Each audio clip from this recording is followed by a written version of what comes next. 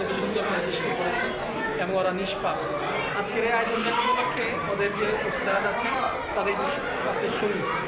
আজকে হচ্ছে নতুন ছাত্রদেরকে ফুল দিয়ে কোরআনের পাখি যারা ছোটো ছোটো যারা নতুন মাদ্রাসায় ভর্তি হয়েছে, কোরআন শিখবে, দিনী এলেম অর্জন করবে, তাদেরকে ফুল দিয়ে বরণ করা হচ্ছে আজকে।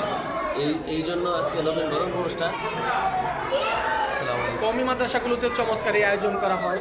এই যে যেটা সাংস্কৃতিক অপসংস্কৃতির বিরুদ্ধে এই সব প্রোগ্রামগুলো নিয়মিত করা দরকার, ইসলামিক কালচার ডেভেলপের জন্য এই কাজগুলো নিয়মিত করা দরকার। আপনাদের বার্ষিক কোনো অনেক পরিকল্পনা আছে কি বাচ্চাদেরকে নিয়ে?